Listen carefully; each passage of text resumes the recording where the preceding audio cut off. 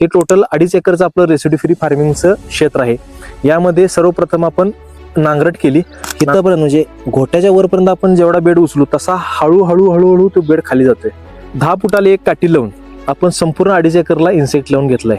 मला असं जाणवलं की 3 ते 4 वर्षामध्ये ज्यांनी हा प्रोजेक्ट केलता पण सक्सेस झाला नाही, ह्याचं कारण म्हणजे बॅकवर्ड हे पूर्ण आपण प्लांटेशन करताना जवळजवळ 6 महिने, मी असं म्हणत नाही की मी लय शान आहे आणि मला सर्व येते असं न म्हणता आपण सर्वांनी हे रेसिड्यू फ्री आपण एक जे मिशन घेतलं आहे, शाश्वत मिशन घेतलं आहे, त्याला आपल्या सगळ्यांची मला मदत लागणार आहे। फुलकळीला 100% त्रास होणार आहे, परंतु झाडाला पण त्याच्या पद्धतीने झगडायची ताकद द्या। प्रत्येक वेळा त्याला सपोर्टिव्ह रोलमध्ये जाऊ नका। मध्ये तुम्ही म्हणत असाल की हे वही घेऊन अशी कुठे शेती होत्या, परंतु जोपर्यंत आपण नोंदी ठेवत नाही तोपर्यंत हे यशस्वी होणार नाही। पिवळे चिकट सापळे तुम्ही बघत असाल की एक 15 फूट 10 फुटाला अंतरानं एक सगळे मी चिकट सापळे लावून घेतले ते। तर आपण प्रत्यक्षात बघू शकता, दाखवा त्यांना की किती नागाळीचे हे लूरमध्ये हे अडकलेले आहेत आणि शेतकऱ्यांनाही तो पिकवतो त्या मालाला त्याच्या म्हणण्यानुसार दर मिळावा, ह्यासाठी आपण रेसिड्यू फ्री फार्मिंगची कन्सेप्टची संकल्पना आरग येथे आणली।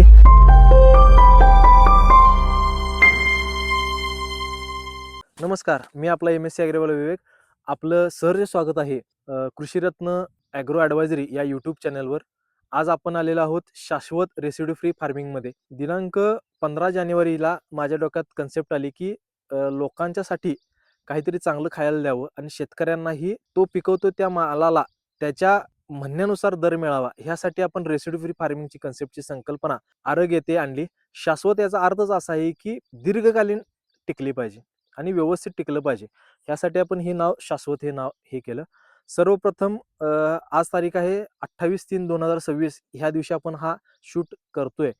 तर तत्पूर्वी मी तुम्हाला सांगतो की मागील 2 महिन्या पासून आपण काय प्रिपरेशन केले आहे। हे टोटल 2.5 एकरचं आपलं रेसिड्यू फ्री फार्मिंगचं क्षेत्र आहे।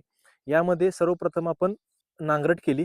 नांगरट करताना आपण खोल नांगरट केली, कारण ह्याच्या मागे आपण ऊस होता हे घेतलेलं आहे, हे आपण रेंटवर फाळ्याने घेतलेलं आहे रान। ह्याच्या अगोदरच्या फार्मरने ह्यामध्ये ऊस होता, ते ऊसाची पूर्ण आपण ज्या काड्या आहेत, आपण ज्याला काड्या म्हणतो, ह्या काड्या अशा, तर जवळजवळ 90 ते 80% आपण ह्या काड्या पूर्णपणे वेचून टाकल्या आहेत, तरी पण ह्या कुठं आपल्याला रानात दिसत आहेत। नांगरणी केली, 2 वेळा रोटर मारला, आडवा उभा असं 2 वेळा रोटर मारून आपण पूर्ण एक 15 ते 20 दिवस पूर्ण रान तापवलं आणि त्यानंतर मग आपण बेड प्रिपरेशनला घेतले। बेड प्रिपरेशनला घेताना आपण पूर्व पश्चिम बेड करायचं नियोजन आखलं, कारण वारं हे पूर्व पश्चिम राहणार आहे। त्यानंतर बेड करताना आपण 5 फुटाचा बेड केला पॉवर टिलरनं, डबल अंगानं आपण मेहनत केली।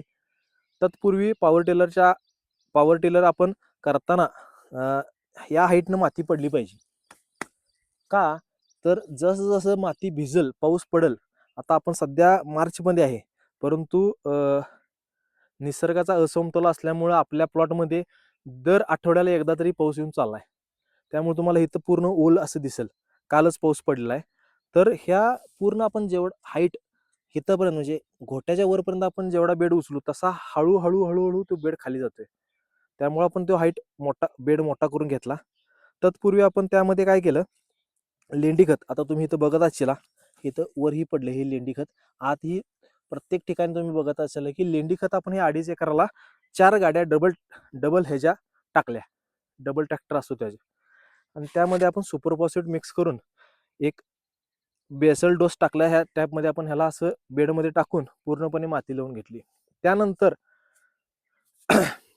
बेड प्रिपरेशन झाल्यानंतर आपण वळतोय शेडनेटकडे, इन्सेक्ट नेटकडे।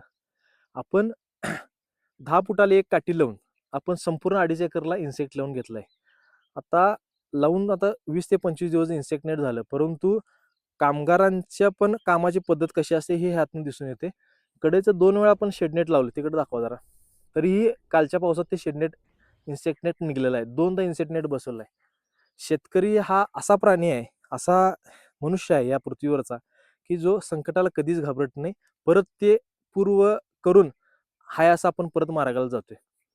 तर आपण असं हे पूर्ण हे इन्सेक्ट नेट बी आणि व्ही या कंपनीचं आपण इन्सेक्ट नेट आणलं, ते पूर्ण कडेन लावून घेतलं। इन्सेक्ट नेट लावताना 1 फूट खड्डा खाली काढला, त्यामध्ये काठी घालून, बांबू काठी घालून इन्सेक्ट नेट ओढून घेतली, वरून एक तार लावली, मध्ये एक तार लावली, 2 तारा लावल्या, आणि त्यानंतर त्याला आपण सुईच्या ह्यानं दाबणीनं पूर्णपणे ते मध्ये फुटाला 2-2 फुटाला असं आपण त्याला पिचअप केलं, जेणेकरून स्ट्रिक्ट आणि ताण असा व्यवस्थित निघेल असं हे इन्सेक्ट नेट आपण बसवून घेतलं.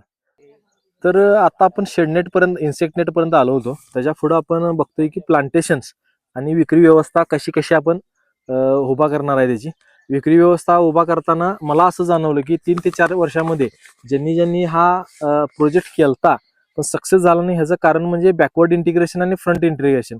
बॅकवर्ड इंटिग्रेशन म्हणजे काय, जे प्रोडक्शन आपलं जे काय आहे ते कंटिन्युअस हे रेसिड्यू फ्री राहिलं पाहिजे. माझा अतोनात प्रयत्न हाच आहे की प्रामाणिकपणे आपण जेवढं ग्राहकांना देईल तेवढं ग्राहकांना आवडते. विषय काय होतोय की बॅकवर्ड इंटिग्रेशन कमी झालं की लोक फॉरवर्ड इंटिग्रेशन मध्ये कुठनं तर बाजारात दुसरा माल रेग्युलर माल उचलतात आणि तो ग्राहकाला देतात आणि खरं शेतकरी हा तिथंच संपला जातोय. त्यामुळं बॅकवर्ड इंटिग्रेशन स्ट्रॉंग करण्यासाठी मी स्वतः वैयक्तिक इथं उतरलो. फ्रंट इंटिग्रेशन म्हणजे विक्री व्यवस्थामध्ये ऑलरेडी आपण लोकांची फीडबॅक घेऊन आपण गुगल फॉर्म भरून जे ग्राहक वर्ग आहे यांच्याकडे आपण डाटा पूर्ण घेतला होता की तुम्हाला काय काय लागणार आहे, आठवड्यातनं किती वेळा भाजीपाला लागणार आहे आणि कसा लागणार आहे, ह्या पद्धतीने आपल्याकडे सगळ्या नोंदी आहेत आणि त्या पद्धतीने आपण आता प्लांटेशन केलं आहे. तर आता मी तुम्हाला सांगतो की कसं कसं काय काय आपण प्लांटेशन केलं आहे. एक भाजीपाला किंवा 2 भाजीपाला करून रेसिड्यू फ्रीमध्ये उपयोग होत नाही, तर संपूर्ण भाजीपाला सेट हा आठवडा भाजीपाला किट हा त्यांना द्यावा लागतो. ह्या दृष्टीने आपण हे केलं आहे.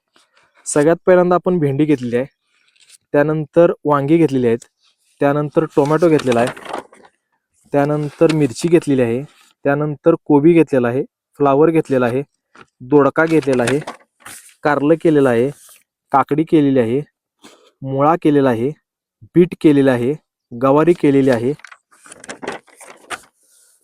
कलिंगड केलेला आहे, त्यानंतर झुकिनी केलेली आहे. एक्झॉटिक मध्ये येते झुकिनी आणि रेड कॅबेज, हे 2 आत्ता आपण केलेलं आहे. त्यानंतर आपण पलीकडे जिथं मोकळे बेड आपण तिथं नंतर शूट करतोय तिथं आपण धन म्हणजे कोथिंबीर केलेली आहे, मेथी केलेली आहे, शेपू केलेला आहे, मुळा केलेला आहे, बीट केलेला आहे, त्यानंतर पालक केलेला आहे. असं वेगवेगळ्या पद्धतीचं पूर्ण तिकडं आपण हे करतोय, हे केलं. तर आता मी तुम्हाला प्रत्यक्षामध्ये आपला भाजीपाला जरा जरा लागणी करून झालेले आहेत, तर आपण प्रत्यक्षात तुम्हाला मी डायरेक्ट प्लॉट रोज दाखवतो की आपण कशा कशा पद्धतीनं आणि किती किती फुटानं आणि कसं कसं आपण होलं मारून मल्चिंग करून आपण काय काय केलंय. तर आपण प्रत्यक्षात आपण एक एक एक एक प्लॉट रोज चला. आता आपण मगाशी मी मध्य पद्धत तुम्हाला मी प्रात्यक्षिकमध्ये मी काय काय केलं आणि काय काय प्लांटेशन केलं हे दाखवतो. आता ही आपण बघू शकता, ही देशी केळीची आपण रिकाम्या जागेत कसा वापर करावा. हे रिकामी आपली जागा होती, पडीक जागा होती, तर आपण रिकाम्या जागेमध्ये ही देशी केळीची आपण 80 झाडं लावलेली आहेत. आपण 10/1/2026 ला देशी केळी ही लावली होती आणि ह्याच्यामध्ये आपण आंतरपीक गवत जास्त येते ह्यासाठी आपण काकडी, हे देशी काकडीचं आपण आंतरपीक घेतलंय. बियाण्यासाठी आपण आता बघत असलेला की ती बियाण्यासाठी आपण ही ठेवलेले आहेत, त्यातून चांगल्या आपल्याला बियाणं प्राप्ती होतील. दिनांक 2/1/2026 ला आपण 2 ओळीतला अंतर 10 फूट ठेवलं व रोपातील अंतर 5 फूट. हे 2 ओळीतला अंतर आहे आपलं, हे 10 फूट अंतर आहे, हे बघा असं. आणि 2 रोपातील अंतर आपलं हे 5 फूट आहे. असं असं आपण हे 2 बाय असं हे अंतर आपण हे 4/1/2026 ला राजापुरी देशी केळीची आपण रोपं आणली. 28 रुपयाला एक रोप असं हे देशी केळीचं रोप बसलं. त्यामध्ये त्या अगोदर आपण त्या बेडमध्ये शेणखत आणि लेंडी खत असं मिक्स घेऊन आपण तो बेड तयार केला होता. आता आपण सध्या ही 80 झाडं आपली ह्या फक्त एवढ्या क्षेत्रामध्ये बसलेली आहेत आणि ह्याला आपण जीवामृतच्या 2 वेळा आळवणे दिल्यात आणि एक नीम ऑइलचा स्प्रे घेतलाय काकडीसाठी. आता काकडीमध्ये मला डंक अळीचा प्रादुर्भाव जाणवत होता, त्यासाठी मी डंक माशीचा ट्रॅप हा लावला. आपण बघू शकता इथं असं पूर्ण भरलेलं, यात भरलेलं पूर्ण प्रत्येकामध्ये डंक माशीचं तुम्हाला कुठेही बघा. जवळजवळ मी ह्या एवढ्या छोट्या एरियामध्ये 7 ते 8 ट्रॅप लावले आहेत, तर त्यामध्ये पूर्ण भरलेलं डंक माशीचं तुम्हाला हे प्रादुर्भाव दिसेल. आता प्लॉट आपला संपत आलेला आहे, हे पूर्ण भरलेलं आहे यात माशा. ह्या माशा जर असत्या तर पूर्ण एकही माल आपला आला नसता, संपूर्णपणे डंकमध्ये गेला असता. त्यानंतर आपण ह्याला आता 24/3/2026 ला परत जीवामृत साधारणतः झाडाला एक अर्धा लिटर ह्या पद्धतीनं आणि 13-40-13 झाडाला एक 100 ग्रॅम ह्या पद्धतीने आपण ह्याला टाकलेलं आहे. आता आपण आत जाऊया. मगाशी मी तुम्हाला म्हटलं होतं की इन्सेक्टनेट कसा मारलाय. हा इन्सेक्टनेट बी आणि व्ही ह्या कंपनीचा आहे. याच्या आतमध्ये काहीही जाऊ शकत नाही. त्यासाठी हे तर पहिल्यांदा मगाशी मी म्हटल्या पद्धतीनं हे आपण ह्याला मारून तिथनं असं आपण पूर्णपणे ताण काढून घेऊन खाली एक तार टाकलेली आहे आणि वर एक तार टाकली आहे. हे हाईटला इथं म्हणजे आपण दरवाजा केलाय त्यामुळे इथं आपण हाईटला घेतलाय. इथं आपण पुढे बघू शकता की ही हाईट खाली करून आपण परत ह्या छातीच्या हाईटला घेतलाय. असं इथे आपण हे तार लावून इथे एक तार लावून आणि पूर्णपणे हे झाकून घेतलंय मल्ची हे इन्सेक्ट नेट, कारण आत जाऊ नये ह्यासाठी. 1 2 आणि ह्या 3 तारा ओढून आपण 2 फुटाला 2.5 फुटाला असं हे पूर्णपणे पॅक इन्सेक्ट नेट केलाय. ह्याला आपण सपोर्टला बहिरणे काठी पण लावले. ते 4-5 गेल्यानंतर एक काट्या लावू शकता. इथं तारेनं आपण पूर्ण आवळून घेतलेला आहे. आता आपण आलेलो आहोत भेंडीच्या प्लॉटमध्ये. आता पहिल्यांदाच तुम्हाला मी सांगतो की आपल्याला रेसिड्यू फार्मिंगमध्ये आपण 2.5 एकरचं करताना जरा सगळं आपण केलंय. आपण भेंडीची आता इथं 1 2 3 4 म्हणजे साधारणतः 4 गुंठे आपण भेंडी केली आहे. आपली ही 200 फूट लांबी आहे. तर आपण भेंडीमध्ये 5 बाय 1.5 हे मल्चिंग घेतलं. 5 फुटाचं बेड आणि 2 बेडमध्ये आपण फूट ते 1.5 फुटाचं अंतर ठेवून आपण हे भेंडी बी लावलं. ह्यामध्ये माझा अनुभव असा आला की स्त्रियांच्याकडून लावत असताना आता इथं तुम्ही बघत असाल हे इथं आलेलं नाही आहे, तिथं आलेलं नाही, तिथं आलेलं नाही. म्हणजे सरासरी एक 80% फक्त बियाणे हे उगवून झालेलं आहे. का झालं ह्याचं मी जर अभ्यास केला तर तेव्हा मला असं कळालं की त्या लेडीजनी बिया टाकताना वरच टाकल्या, त्या आत जमिनीत गेल्या नव्हत्या. ज्या बिया जमिनीत पूर्णपणे मोजून त्यावर माती पडली होती तिथंच फक्त जर्मिनेशन झालेलं आहे. दुसरीकडे जर्मिनेशन झालेलं नाही आहे. त्यामुळे शेतकरी बंधूंना माझी विनंती आहे की पेरणी म्हणजे टोचन घालताना व्यवस्थित टोचन घाला, त्यावर माती पडली पाहिजे. जर बी उघडा राहिला तर बी उगवून येणार नाहीये. त्यानंतर ह्याला आपण 13-40-13 आणि ह्युमिकची आळवणी घेतली. आता आपण जाऊया वांग्यामध्ये. आता भेंडी आणि वांगी ही जवळ घ्यायचं कारण म्हणजे भेंडीमध्ये पांढरी माशीचा प्रादुर्भाव प्रचंड असतो आणि वांग्यालाही पांढऱ्या माशीचा प्रादुर्भाव प्रचंड असतो. ही एका कोपऱ्यात घेतली आपण. हे पूर्ण आपण प्लांटेशन करताना जवळ 6 महिने, मी असं म्हणत नाही की मी लय शहाणा आहे आणि मला सर्व येते असं न म्हणता आपण सर्वांनी हे रेसिड्यू फ्री आपण एक जे मिशन घेतलंय, शाश्वत मिशन घेतलंय, याला आपल्या सगळ्यांची मला मदत लागणार आहे. सर्वांचे विचार मी घेत असतो. 6 महिने झाले वेगवेगळ्या शास्त्रज्ञ म्हणा, मित्रमंडळी म्हणा किंवा आणि कोणी ह्या क्षेत्रामध्ये कोण कोण काम करते ह्या सर्वांच्या बरोबर मी नर्सरीवाले असतील सगळ्यांच्या बरोबर चर्चा करून हे एक इकोसिस्टम बसवले आहे. हा एक माझा प्रयोग आहे. हा फायनल डिसिजन नाही आहे माझा, परंतु 100% मी ह्याला यशस्वी करून दाखवेल ही मात्र माझी नक्की खात्री आहे. आता आज आपण मगाशी बघितल्या पद्धतीनं आज आपण रोपांची लागण केली आहे इथं. आता हे ग्राफ्टिंगचं रोप आहे. ग्राफ्टिंगचं रोप साधारणतः 7 ते 8 महिने जर चांगला प्लॉट चालवला तर वर्षभरपर्यंत हे वांग्याचं झाड जाऊ शकतं. ह्यासाठी आपण काय केलं की मध्ये दोन दोन बेडचं अंतर 10 फूट ठेवलं, जेणेकरून झाड खूप मोठं येते. बुंदा साधारणतः असा ह्या मापाचा बांबूच्या आकाराचा शेवटी बुंदा होतो. त्यासाठी आपण जो मधला बेड आपला मोकळा राहणार होता इथं आपण गवारी टोकून घेतली. आपण बघू शकता ही गवारीचं झाड आता उगवून आलेली आहेत. फुलकळीला गवारी आता स्टार्ट झाली अशी बघा. इथं फुलकळी आता गवारीला येत आहे लहान मध्ये. तर ही आपण मध्ये 10 फुटाच्या बेडच्या मध्ये आपण ही गवारी टोचलेली आहे. ही वांग्याचं प्लांटेशन आजच चालू आहे. 28/3/2026 ला ह्याचं प्लांटेशन चालू आहे. गवारीची व्हरायटी सिलेक्ट करत असताना मित्रांनो, सर्वप्रथम निसर्गाचा अंदाज घ्या. अवकाळीमध्ये आपण काही करू शकत नाही. आता सध्या पाऊस पडलेला आहे काल्यात. परवा दिवशी पाऊस पडलेला आहे. फुलकळीला 100% त्रास होणार आहे. परंतु झाडाला पण त्याच्या पद्धतीने झगडायची ताकद द्या. प्रत्येक वेळा त्याला सपोर्टिव्ह रोलमध्ये जाऊ नका. तर गवारी आपण सिलेक्ट करताना ही 602 नंबरची गवारी सिलेक्ट केली आहे. जेणेकरून हा प्लॉट पूर्णपणे उन्हाळ्यात जाणार आहे ह्यासाठी. नमस्कार. आता आपण आलेलो आहे टोमॅटोच्या प्लॉटमध्ये. तुम्ही म्हणत असाल की वही घेऊन अशी कुठे शेती होत्या, परंतु जोपर्यंत आपण नोंदी ठेवत नाही तोपर्यंत हे यशस्वी होणार नाही असं मला वाटते. आता आपण टोमॅटोची लागण केली आहे 10/3/2026 ला. तर यामध्ये आपण सर्वप्रथम 5 बाय 2चा बेड तयार करून घेऊन मल्चिंग केलेलं आहे. 2 फुटाला एक होल मारून 10/3/2026 ला आपण 400 रोपं लावलेली आहेत. यामध्ये आलेला अनुभव माझा असा आहे की रोप लागण करताना ह्या टेम्परेचरला सकाळी रोप न लागण करता शक्यतो 5 नंतर किंवा 4 नंतर रोप लागण करावं, जेणेकरून 100% जर्मिनेशन होते. आता आपण इथे 400 रोपं लावली ती आपली फक्त 7 ते 8 एवढीच रोपं फक्त गेलेली आहेत. याचं कारण म्हणजे आपण लागण ही संध्याकाळी 5 नंतर केली आणि दुसरी गोष्ट लागण केल्यानंतर लगेच ह्युमिकची आपण त्याला हळवणी घेतल्यामुळं झाडं लगेच सेट झालेत. आज आपण झाडं बघू शकताय साधारणतः 20 ते 25 दिवस झालेत. झाडाची पूर्णपणे सैज झालेली आहे. आज पूर्णपणे बांधणी चालू आहे. मागं जरा दाखवा. टोमॅटोची बांधणी चालू केली आहे आपण काट्या लावून. तर अशा पद्धतीनं बांधणी आता आपण चालू केली आहे. लागण करत असताना मी म्हटलं पहिल्यांदा सांगितलं की संध्याकाळी 5 नंतर किंवा 4 नंतर लागण करून घ्या. दुसरी गोष्ट रोपाच्या भोवतीनं माती टाकून घेतली पाहिजे. आज काय होते आपण ज्यावेळेला तिथं आता आपण मगाशी सांगितलं की गवार आपल्या आता वांग्याच्या रोपाचं हे चालू आहे तिथं जरा दाखवा 1 मिनिट झूम करून. तर रोपाच्या भोवतीने पूर्णपणे मल्चिंगवर अशी माती आली पाहिजे. का? तर मल्चिंग उन्हाळ्यामध्ये तापलेलं असते पूर्ण आणि त्याची झळ पानाला डायरेक्ट बसते आणि त्यामुळे झाड जाते. ह्यासाठी पूर्ण कडेनं ही जी आता इथं आपण माती ऑलरेडी टाकली इथं दिसते, परंतु ही माती गेलेली आहे पावसानं. इथं पूर्ण असं कडेनं माती टाकून घ्यायची. जेणेकरून त्याला न लागावी ह्यासाठी आपण हे केलंय. त्यानंतर दुसरी गोष्ट लागण केल्यानंतर मी 4थ्या दिवशी पिवळे चिकट सापळे तुम्ही बघत असाल की एक 15 फूट 10 फुटाला अंतरानं एक सगळे मी चिकट सापळे लावून घेतलेत. लक्षात घ्या मित्रांनो, शेती हा मूळतः माझं एक ब्रीद वाक्य आहे की शेती ही एवढी सोपी नाही आहे. माझं ब्रीद वाक्य काय की आसान होता तो हर कोई किसान होता. एवढी शेती सोपी नाही आहे, अवघडही नाही आहे, परंतु त्याचा पूर्णपणे अभ्यास करून जर तुम्ही शेती केला आणि त्यातला आनंद मिळणारा आनंद हा जगात कुठेही मिळणार नाही असा हा आनंद आहे. तर आता आपण टोमॅटोचा विचार करत असताना टोमॅटोला आपल्याला सगळ्यात पहिल्यांदा जी अडचण येते ती नाग अळीची. तुटाची अडचण येते. नारायणगाव असेल, मंचर असेल किंवा आपला सांगली जिल्ह्यातील भाग असेल. मागच्या वर्षी अक्षरशः लोकांनी नाग अळीसाठी प्लॉट सोडून दिलेत. मग लोक म्हणतील की यात व्हॉल्यूम फ्लेक्सी सोड्या हे सोड्या, हा केमिकली भाग झाला. पण तत्पूर्वी जर आपण त्याच्या कीटकाचं प्रजननच बंद केलं, त्याची पिढीच बंद केली तर ते कशाला येतील?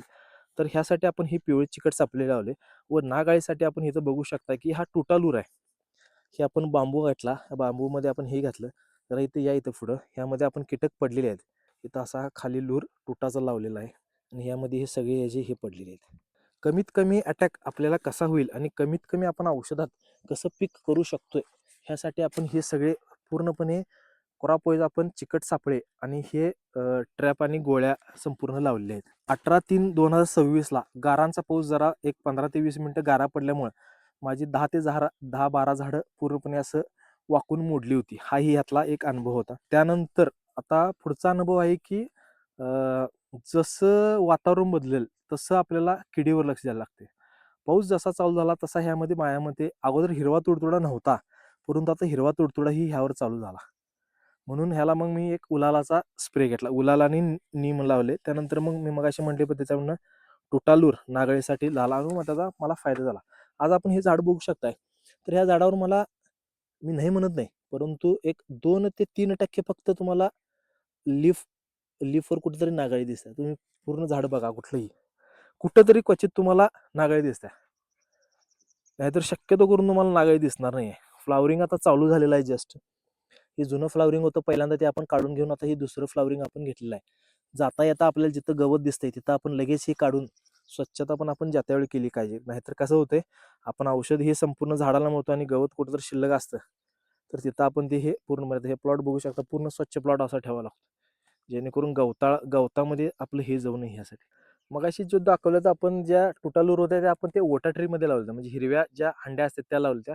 मी दुसरा एक प्रयोग केला की हा त्रिकोणी ट्रॅपमध्ये तर आपण प्रत्यक्षात बघू शकता दाखवा त्यांना की किती नागाळीचे हे लूरमध्ये हे अडकलेले आहेत. एवढे जर इन्फेक्टेशन अगोदरच आपण कंट्रोल केलं तर मला नाही वाटत की प्लॉटवर आपल्याला खूप त्रास होईल. लोकांची चूक काय होते प्रामाणिकपणे सर्वांनी ऍक्सेप्ट पण केलं पाहिजे की नागाळी आल्यानंतर महिना लागण झाल्यानंतर आपण ट्रॅपच्या नादाला लागतो. परंतु माझी सर्व शेतकऱ्यांना विनंती आहे की लागण केल्यानंतर 4 ते 5 दिवसामध्येच तुम्ही ही पिवळे चिकट सापळे हे तर पूर्ण हे चिटकलेलं आहे पिवळे चिकट सापळ्याला पूर्ण भरलंय. नॅचरली आपल्याला औषध न मारल्यामुळे हा सर्व हा प्रयोग करावा लागतोय. तिथं असं जेवढी लहान रोप आहेत त्यावेळेस आपण हे लावायचं. जसं जसं मोठे होईल तसं आपण हे वरच्या बाजूला नेतोय ट्रॅप. आपण आलेलो आहे मिरचीमध्ये. आपली मिरचीची लागण 14/3/2026 रोजी झाली आहे. 5x2 मगाशी आपण जसं अंतर सांगितलं याच बेडवर आपण 5x2नच मल्चिंगवर आपण रोपं लावलेत. सिंजंटा 1085 म्हणजे 1085 आपण रोपं लावली. आलेला अनुभव असा होता की मगाशी मी सांगितल्या पद्धतीनं खाली मी माती लावून घेतली व माती लावून घेतली आणि जसं मी शेतकऱ्यांना रेग्युलर गायडन्स करतो त्या पद्धतीनं मी कप लावून घेतले. पण मजा अशी झाली की कप लावून घेतले आणि त्या दिवशी संध्याकाळी मला वेळ न मिळाल्यामुळं कपाला माती लावायची राहिली आणि जे काही वादळ आलं त्यामध्ये जरा बऱ्यापैकी 70 ते 80 कप्प उडून गेली. आज तुम्ही दाखवू शकताय की ती कप त्या लाईनला दिसतच नाहीत कुठं. त्यामुळं एक काम भरपूर वेळा त्याला आपल्याला कष्ट करावं लागतं. त्यासाठी करताना बघा प्रॅक्टिकली चुका ह्या होणारच, परंतु त्या कमीत कमी कशा टाळता येतील ह्यासाठी आपण प्रयत्न करायचे. त्यामुळं कप लावताना कपाळाला पूर्णपणे अशी ही कप लावून घ्यायची. कप कप कशासाठी आपण लावतो? तर पुढे या. तर कप लावायचं कारण की जी खालची मिरची ही एकदम नाजूक जात, तर त्याला आपण खालच्या जी पहिल्यांदा जी पानं आली होती त्या जळू नयेत ह्यासाठी आपण हे लावलं होतं. हे बघा हे पूर्णपणे सेपमध्ये आहे सगळं. झाड आज बसलेलं आहे. परफेक्ट झाड बसलेलं आहे. त्यामुळं कपाला माती लावताना कपालाही आपण माती लावली पाहिजे. त्यामुळं त्याला त्रास कमी होतो. त्यानंतर ह्यामध्ये आपण स्टिकी ट्रॅप लावून घेतले आहेत बघा. इथे पिवळे, पांढरे आणि निळे. आपली 5 ते 6 व्हरायटी ऑफ क्रॉप झाले आहेत. इथून पुढं आपण वेलवर्गीयमध्ये जाणार आहोत. तर ह्याचा पुढचा भाग आपण वेलवर्गीय करूया. तुम्हाला हा व्हिडिओ कसा वाटला? ह्यातून तुम्हाला काय नॉलेज शिकायला मिळालं? आणि तुम्हालाही मला काही सांगायचं असेल, तर कृषीरत्न यूट्यूब चॅनल हे तुम्ही चॅनल सबस्क्राईब करा. तुम्हाला आवश्यक त्या कमेंट सगळ्या मला द्या, जेणेकरून मलाही फायदा होईल आणि माझं नॉलेज हे तुमच्यापर्यंत कायमच मिळेल याबद्दल कुठलीही शंका नाही आहे. धन्यवाद. जय जवान जय किसान.